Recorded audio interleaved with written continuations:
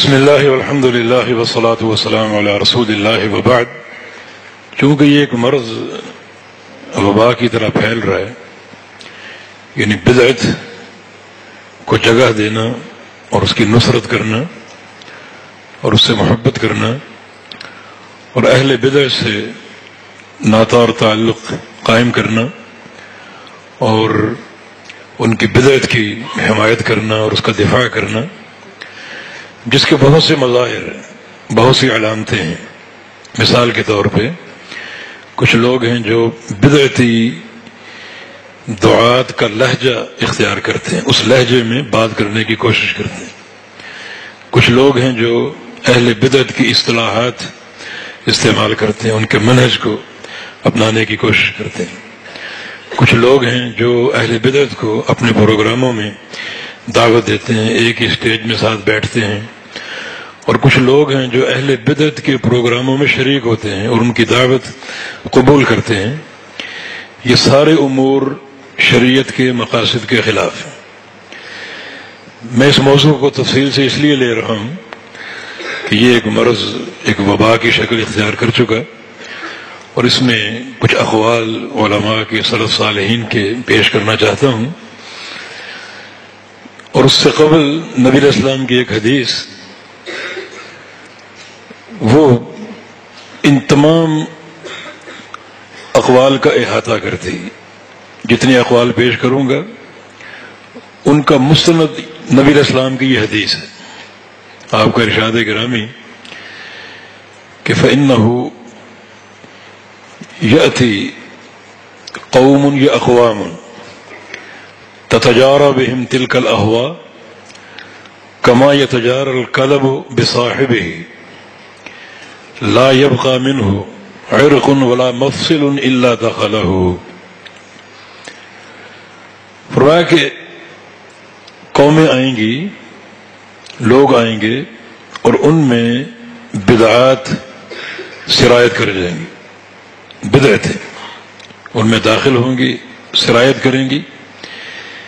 جیسے کلب، کتا کاٹنے کا مرض انسان میں داخل ہوتا ہے، کلب، جو کتا بھاولا ہو جائے اس سے آپ کتنی دوری اختیار کرتے ہیں کہ کہیں یہ کاٹ نہ لے، اور جس انسان کو وہ کاٹ لے وہ انسان کتے ہی کی طرح بھاولا ہو جاتا ہے، اور کتے کا مرض اس کے اندر سرایت کر جاتا ہے۔ نبی علیہ السلام یہاں کیا سمجھانا چاہتے ہیں کہ لوگ آئیں گے، ان لوگوں میں بدعات سرایت کریں گی، داخل ہوں گی، جیسے بھاولے کتے کے کاٹنے سے اس کا مرض اس انسان میں داخل ہو جاتا ہے۔ یہ کلب، جو بھاولے کتے کا کاٹنا، یہ کب ممکن ہے؟ جب انسان اس کے قریب جائے۔ جو شخص کتے سے دور ہو اور دور رہے اور دوری اختیار کرنے میں کامیاب ہو جائے، کتا اس کو کاٹ سکے گا؟ کس کو کاٹے گا؟ جو اس کے قریب جائے گا، اس کو کاٹنے میں کامیاب ہو جائے گا۔ اور کتا اگر کاٹ گیا تو جو اس کا بھاولا پن ہے، اس کا پاگل پن، وہ اس شخص میں سرایت کر جائے گا۔ تو یہ مثال ہے ایک بدعتی انسان سے دوری اور اس کے قرب کی۔ اس سے اگر دور رہو گے تو آپ اس کے شر سے بچ جاؤ گے، جیسے بھاولے کتے کے شر سے بچ جائیں گے اس سے دور رہنے کی بنا پر۔ اور بدعتی انسان کے قریب جاؤ گے تو اس کا شر جو ہے وہ آپ میں سرایت کر سکتا ہے، جیسے بھاولے کتے کے قریب جانے سے وہ کاٹ سکتا ہے، اور پھر اس کا بھاولا پن اور اس کا سارا زہر آپ کے اندر سرایت کر جائے گا اور آپ اسی کتے کی طرح بھاولے ہو جائیں گے۔ اسی طرح بدعتی انسان کا قرب، اس کی مصاحبت اور مجالست، یہ آپ کے اندر اسی طرح اثر انداز ہو سکتی ہے، اور آپ بالکل اسی طرح اسی کے حکم میں شمار ہو سکتے ہیں جو بدعتی انسان کا حکم ہے۔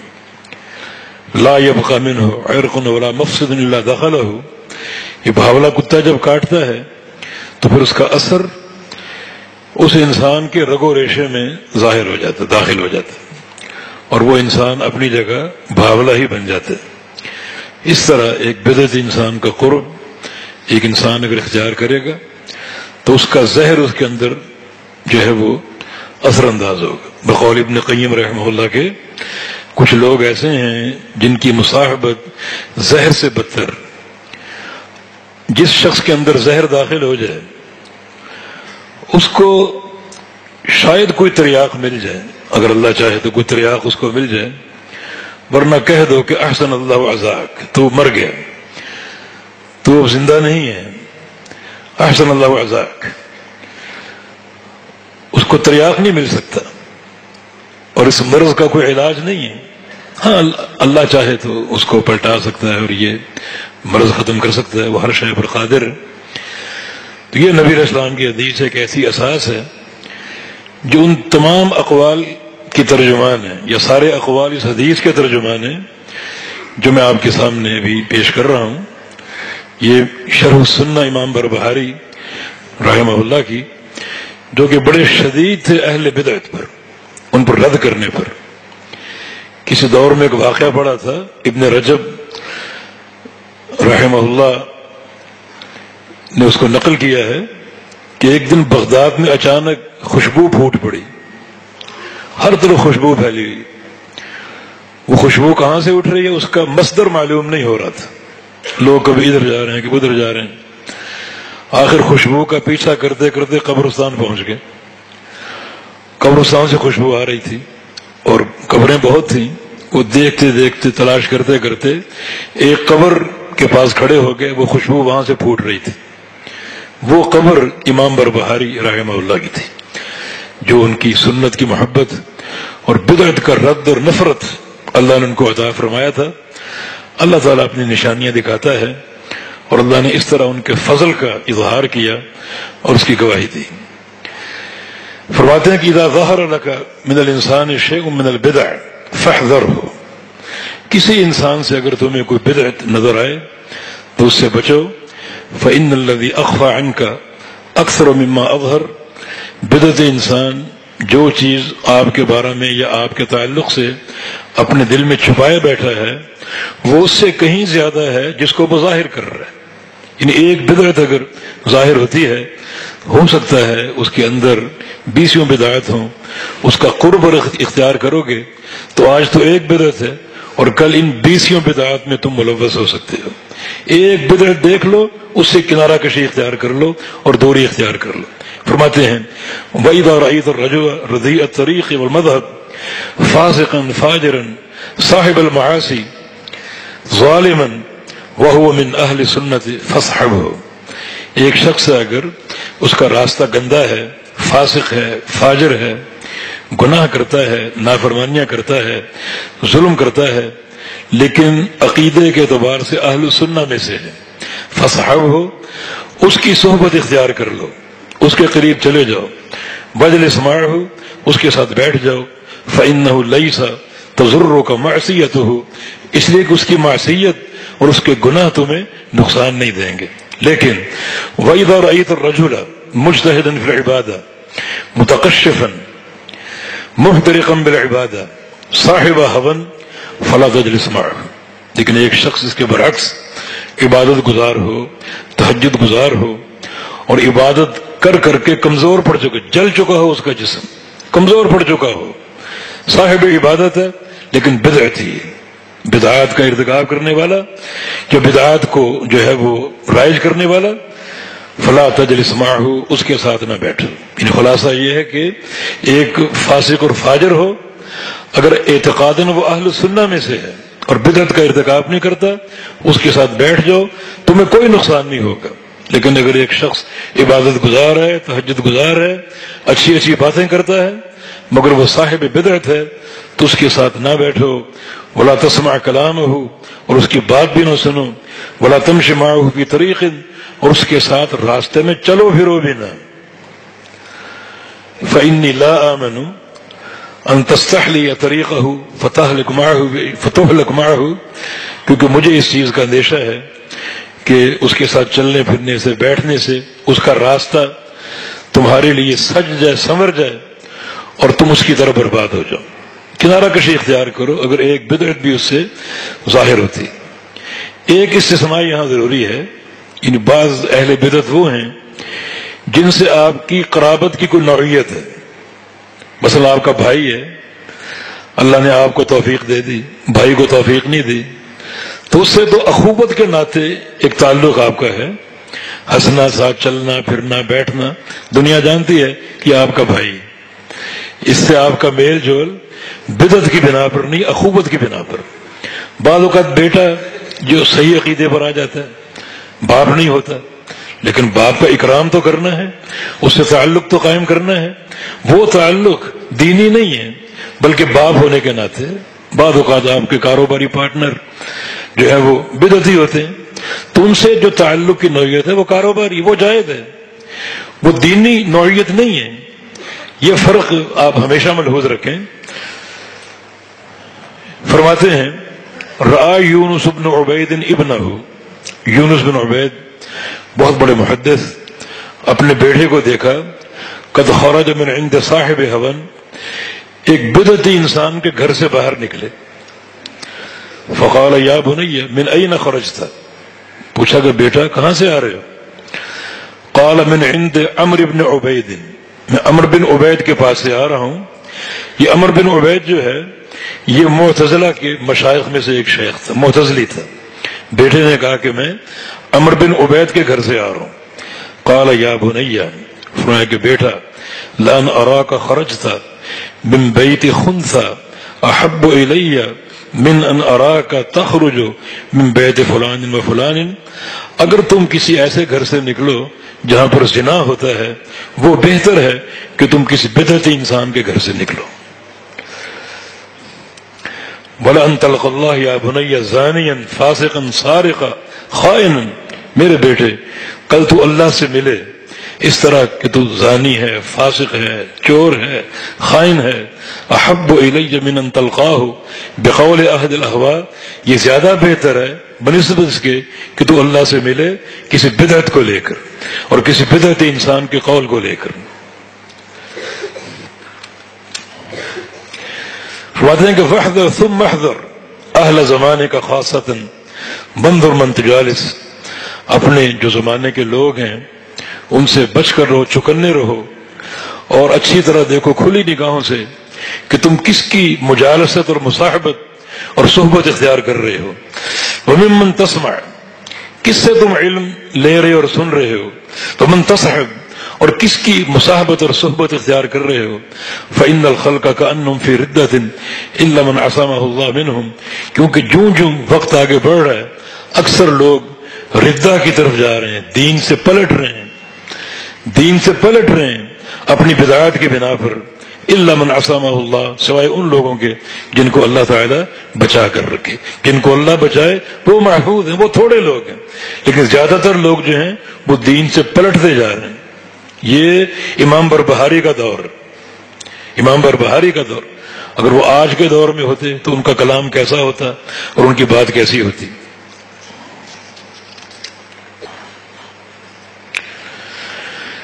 فرماتے ہیں قال مالک بن انس، امام مالک کا قول ہے من لزم السنہ وسلم منہ اصحاب رسول اللہ صلی اللہ علیہ وسلم ثم مات، جو شخص سنت کو لازم پکڑ لے، سنت اس کا اوڑھنا بچھونا ہو اور سنت اس کی حقیقی سواری ہو اور اس کی زبان سے نبی علیہ السلام کے صحابہ محفوظ ہوں، کسی صحابی پر کوئی تانا زنی نہ کرے، کوئی کیچڑ نہ اچھالے. ثم مات، پھر وہ شخص مر جائے، کان مع النبیین والصدیقین والشہداء، تو قیامت کے دن اس کا حشر انبیاء کے ساتھ ہوگا، صدیقین کے ساتھ ہوگا، شہداء اور صالحین کے ساتھ ہوگا. وَإِن كَانَ لَهُ تَقْصِيرٌ فِي الْعَمَلِ، اگرچہ عمل میں کوتاہی کیوں نہ ہو، اور اس کا عقیدہ بڑا ٹھوس اور مضبوط اور سنت کا فہم کا جو منہج ہے بڑا ہی بابرکت ہے. اس پر ان قرآن اور احادیث کی تائید سے کافی لمبا کلام ہو سکتا ہے. تبارک ہے سنت کی سواری کرنے والا اور سنت کو اوڑھنا بچھونا بنانے والا، جس کی یہی سوچ ہو، یہی اس کا عقیدہ ہو اور یہ اس کی فکر کا محور ہو، تو قیامت کے دن اس سچے عقیدے کی بنا پر ہو انبیاء، صدیقین اور شہداء اور صالحین کے ساتھ ہوگا، اگرچہ عمل میں کوتاہی ہو. بشر بن حارث فرماتے ہیں السنت ہی الاسلام بل اسلام ہو السنہ، سنت ہی اسلام ہے اور اسلام ہی سنت ہے۔ اگر سنت جاننا چاہیں یہ پورا اسلام سنت ہے، اسلام کو جاننا چاہیں تو پورا اسلام سنت اور پوری سنت اسلام۔ قاضی فضیل بن عیاض بڑے شدید اہل بدعت پر ان کے بہت سے اقوال ہیں۔ ایک قول، اذا رأيت رجلا من اہل السنہ فكأنما ارى رجلا من اصحاب رسول اللہ صلی اللہ علیہ وسلم، اگر میں کسی اہل السنہ سنت پر عمل کرنے والے شخص کو دیکھتا ہوں تو ایسا محسوس ہوتا ہے جیسے میں نے اللہ کے پیغمبر کے کسی صحابی کو دیکھ لیا، اور اگر میں کسی بدعتی انسان کو دیکھوں تو ایسا لگتا ہے جیسے اللہ کے نبی کے دور کے کسی منافق کو دیکھ لیا۔ وقال یونس بن عبید العجب ممن يدعو اليوم الى السنة واعجب منه المجيب الى السنة، کہ سب سے یعنی محبت کے قابل وہ شخص ہے جو آج اللہ کے پیغمبر کی سنت کا داعی ہے، اور آج کے پرفتن دور میں وہ شخص اس سے زیادہ خوبصورت اور محبت کے قابل ہے جو سنت کی دعوت کو فوراً قبول کر لے اور جان لے کہ حق یہی ہے۔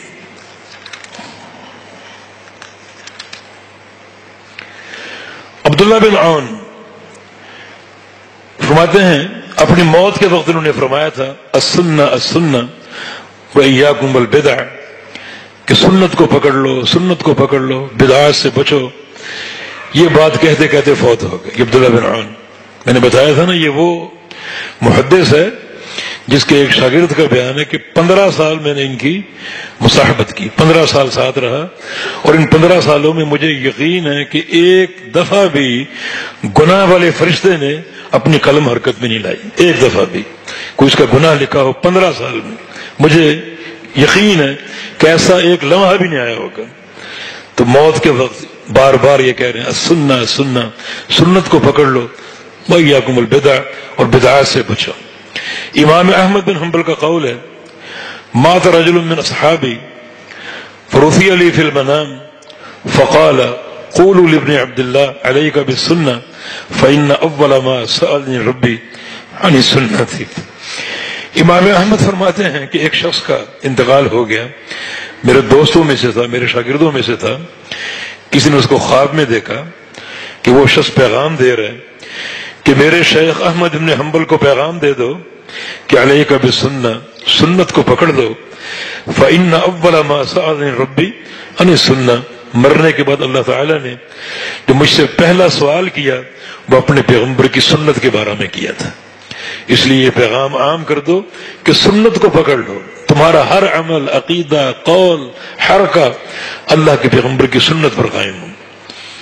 وقال ابو العالیہ، یہ علماء تابعین میں سے ابو العالیہ فرماتے ہیں کہ من مات علی السنت مستورا فهو صدیق الاعتصام بسنت نجات، کہ جو سنت پر مر جائے، خواہ اس نے کوئی گناہ یا معصیتیں بھی کی ہوں، وہ اس منہج پر قائم ہے جس پر صدیق اکبر رضی اللہ عنہ قائم تھے۔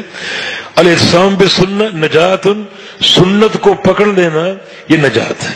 یہ یاد رہے کہ سنت کے مقابلے میں جو سب سے خطرناک چیز وہ بدعت ہے، تو سنت کا اختیار، سنت کے ساتھ تمسک، یہ بدعت سے نفرت کی علامت ہے۔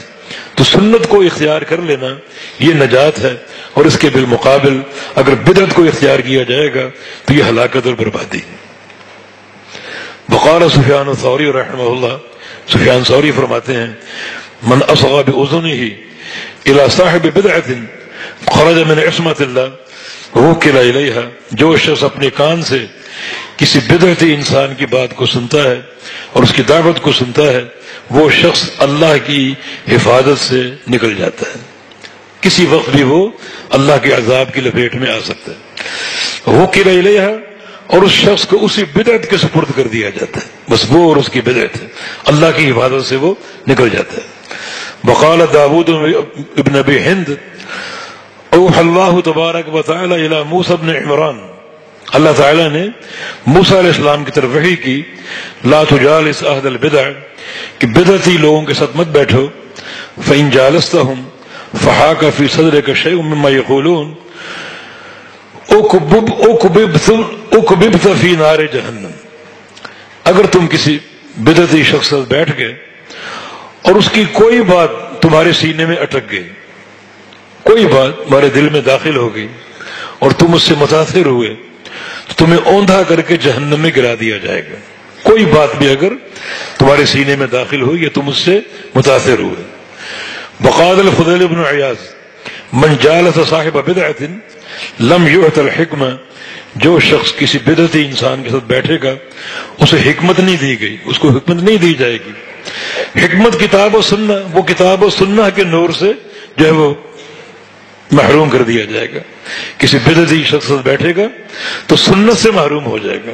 اور یہ تو ایک بہت سے اسلاف کے قول سے بات ثابت ہے کہ جہاں کسی بدعت کو زندہ کیا جائے گا وہاں اس کے مقابلے کی بدعت کو مٹا دیا جائے گا. اور اگر اس طرح معاملہ عام ہو گیا تو سنتیں مٹتی جائیں گی اور بدعتیں بلند ہوتی جائیں گی. وقال الفضیل بن عیاض لا تجلس مع صاحب بدعۃ فإنی اخاف ان تنزل علیک اللعنہ، کہ کسی بدعتی انسان کے ساتھ مت بیٹھو، مجھے ڈر ہے کہ تم پر لعنت نہ برسے. تم نے پہلے بات کی کہ بدعتی ملعون ہے، لعنت کا مستحق ہے، اللہ کی، فرشتوں کی اور تمام لوگوں کی. جو شخص اس کے ساتھ بیٹھے گا تو ایک ہی مجلس ہوگی، اس مجلس میں بدعتی پر بھی لعنت برس رہی ہے، تم پر بھی لعنت برسے گی اگر کسی بدعتی انسان کے ساتھ بیٹھو گی. وقال الفضیل بن عیاض من احب صاحب بدعۃ احبط اللہ عملہ واخرج نور الاسلام من قلبہ، کہ جو کسی بدعتی انسان سے محبت کرے گا. یہ محبت کے مظاہر ہیں. محبت جو ہے وہ کسی دعوے کی محتاج نہیں، کسی بھی شے کی محبت کے مظاہر ہوتے ہیں. مثلا جو ہم نے شروع میں بات عرض کی، کسی بدعتی انسان کی نقالی، اس کے لہجے کی نقالی، کسی بدعتی انسان کی اصطلاحات کو اور اس کے منہج کو اپنانا، یہ محبت کے مظاہر ہیں. یہ محبت کے مظاہر. کسی بدعتی انسان کو اپنے ہاں دعوت دینا، اپنا اسٹیج پیش کر دینا، کھڑے ہو کر بات کرو. کسی بدعتی انسان کی دعوت پر ان کے ہاں جانا، انتہائی سارے زہریلے اقدام ہیں. دیکھنے والے انسان پرلے درجے کے گمراہ ہو سکتے ہیں کہ ہمارے بڑے فلاں کے ساتھ بیٹھے ہیں اور ہنس ہنس کی باتیں ہو رہی ہیں ایک ہی اسٹیج پر، تو مانا وہ بھی ٹھیک ہے. بدعت کی غیرت یوں ہی ختم ہو رہی ہے. بدعت اور شرک کی غیرت اس لیے ختم ہو رہی ہے کہ ہم اپنے بڑوں کو، بزرگوں کو دیکھتے ہیں کہ وہ بدعتی لوگوں کے ساتھ بیٹھے ہیں، ان سے الحاق، ان سے اشتراک عمل. تو فرماتے ہیں کہ جو شخص کسی بدعتی انسان سے محبت کرے گا احبط اللہ عملہ، اللہ رب العزت اس کے سارے عمل ضائع کر دے گا. کیوں؟ کیونکہ بدعتی انسان کے عمل بھی برباد ہے. اس کی نمازیں، روزے اللہ قبول نہیں کرے گا. ابن قیم فرماتے ہیں کہ شیطان کی پہلی کوشش یہ ہوتی ہے کہ بندے کو مشرک بنا دے، اور بندہ اگر شرک نہ کرے تو شیطان کی دوسری کوشش ہوتی ہے کہ اس کو بدعتی بنا دے. اور اگر ان دو جالوں میں سے کسی ایک جال میں بندہ پھنس جائے تو اس کو شیطان چھوڑ دیتا کہ جاؤ بیٹا جا کے حج کرو، عمرے کرو، روزے رکھو، نوافل ادا کرو، تہجد پڑھو، یتیم خانوں کی کفالتیں کرو، مدارس بناؤ، اب مجھے کوئی پرواہ نہیں، کیونکہ تم شرک یا بدعت میں مبتلا ہو چکے ہو، اور شرک یا بدعت کی موجودگی میں اللہ تعالیٰ کوئی نیکی قبول نہیں کرے گا. اب جو مرضی کرتے رہو. تو کسی بدعتی انسان سے محبت کرنے والا اللہ اس کے سارے اعمال کو برباد کر دے گا. وَأَخْرَجَ النُّورَ الْإِسْلَامِ مِنْ قَلْبِهِ، اور اس کے دل سے اسلام کا نور نکال دے گا. نور تو اللہ کے علم کا اور کتاب و سنت کا ہے. اور اگر یہاں بدعت آ گئی تو یہ ظلمت اور تاریکی. جہاں اندھیرا ہوگا وہاں نور نہیں ہوگا، اور جہاں نور ہوگا وہاں ظلمت نہیں ہوگی. ہر انسان کے سینے میں ایک ہی دل ہے. اگر دو دل ہوتے تو ایک کو بدعت کے لیے وقف کر دیتے، دوسرے کو اللہ کی وحی کے لیے، لیکن دل تو ایک ہی ہے. اگر نور ہے تو تاریکی نہیں ہے، اور اگر تاریکی ہے تو نور نہیں. اور قاضی فضیل بن عیاض ہی کا بیان ہے من جلس مع صاحب بدعت فی طریق فجز فی طریق غیرہ، اگر تم کسی بدعتی انسان کے ساتھ کسی کو دیکھو، تمہارا وہ بھائی کیوں نہ ہو، تمہارا وہ شیخ کیوں نہ ہو، تم وہ راستہ چھوڑ دو اور کوئی اور راستہ اختیار کر لو. اس کا یہ معنی ہے کہ عمومی مظاہر میں بالخصوص کسی بدعتی انسان کی مجالست بڑی خطرناک. عمومی مظاہر سے مراد یہ کہ دنیا دیکھ رہی ہے اس بدعتی کی اور اس کے ساتھ آپ کو دنیا دیکھ رہی. تو اس میں دنیا کے لیے ایک بڑا دھوکے کا سامان ہے کہ ہمارا شیخ فلاں شخص کے ساتھ ہے، مانا فلاں شخص بھی ٹھیک ہے. اسی طرح عقیدے کی غیرت دل سے ختم ہوتی. تو تم یہ مت دیکھو کہ میرا شیخ بیٹھا ہے اس کے ساتھ، فجز فی طریق غیر، دوسرا راستہ اختیار کر کے اس کو سلام علیکم خیر بات کہہ کے آگے بڑھ جاؤ، وہاں ساتھ نہ بیٹھو.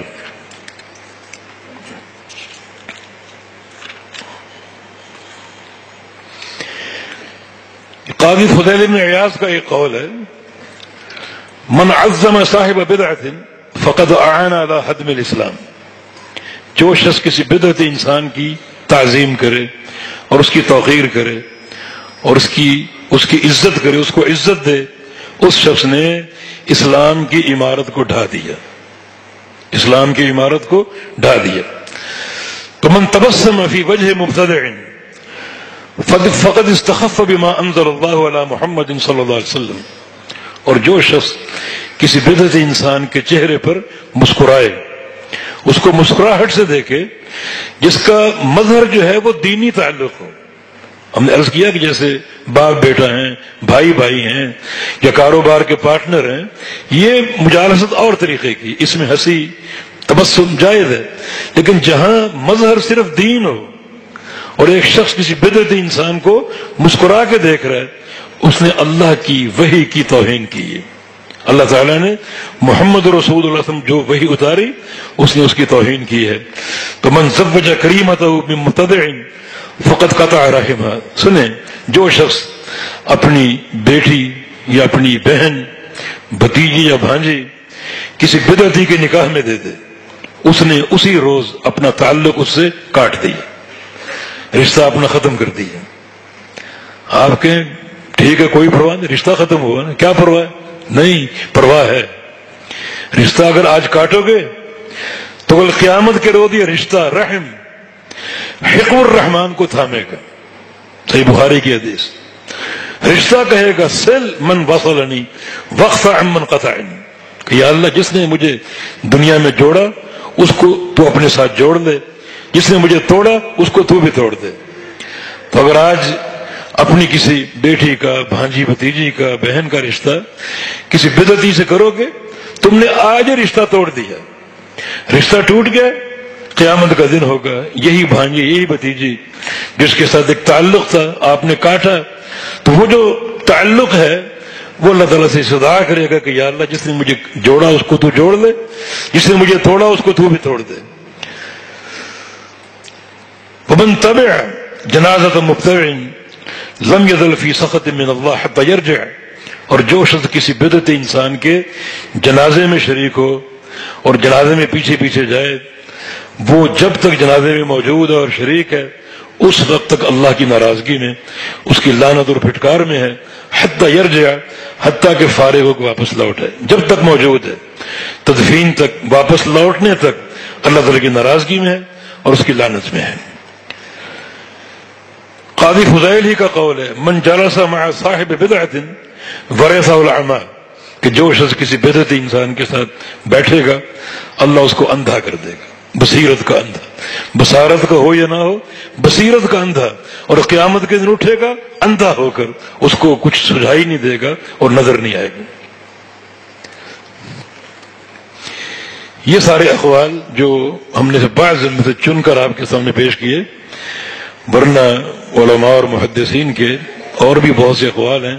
امام احمد بن حنبل سے حارث المحاسبی کے بارے میں سوال ہوا، جو کہ جہمی تھا، اور جہمی نظریات کا داعی تھا کہ اس کے ساتھ تعلق رکھیں یا نہ رکھیں.